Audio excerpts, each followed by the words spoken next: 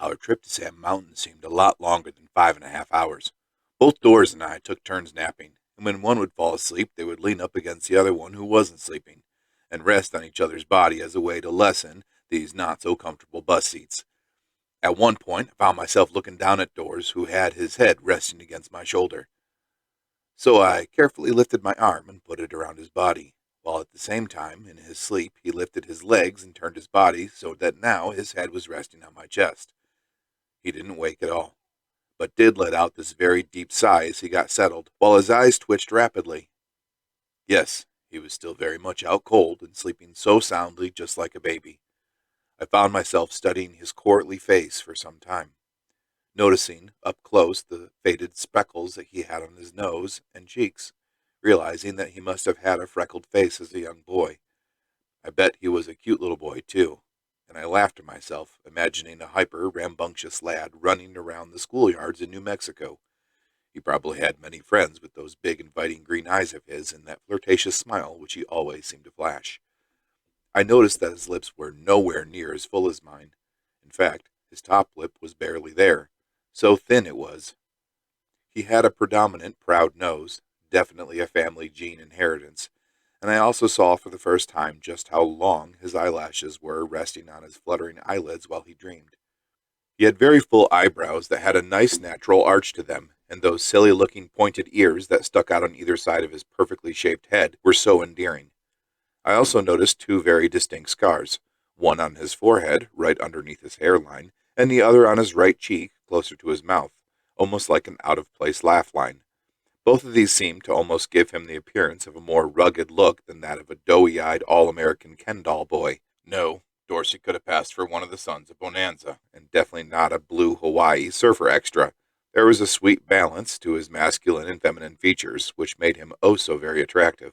Yes, he would have no problem finding himself a white girl to settle down with to be his wife. I was surprised to hear that he had never gone steady with a broad before. I didn't see anything in his facial features that would have been the cause to give him any insecurities. No, he must have known just how attractive he was and was only playing hard to get with the girls. I had seen a lot of very handsome men do the exact same thing since they could have the pick of the litter if they choose. For some reason, I automatically took my hand that wasn't wrapped around his body and began lightly stroking his brow and forehead with the tips of my fingers, like a mother would do with her sleeping child. While I did, I had this strange sensation welling up deep inside of my gut. These feelings I wasn't able to clearly put into words. Things that felt so foreign to me, almost forbidden in a way. I felt fear, and I felt peace at the same time, and couldn't understand it. Suddenly he coughed, and his eyes flew open, and I just whispered, "Hey there, sleepyhead. It's okay. Go back to sleep." He looked up at me for a moment, in the semi-awake state. It was almost as if the world had stopped and neither of us took a breath.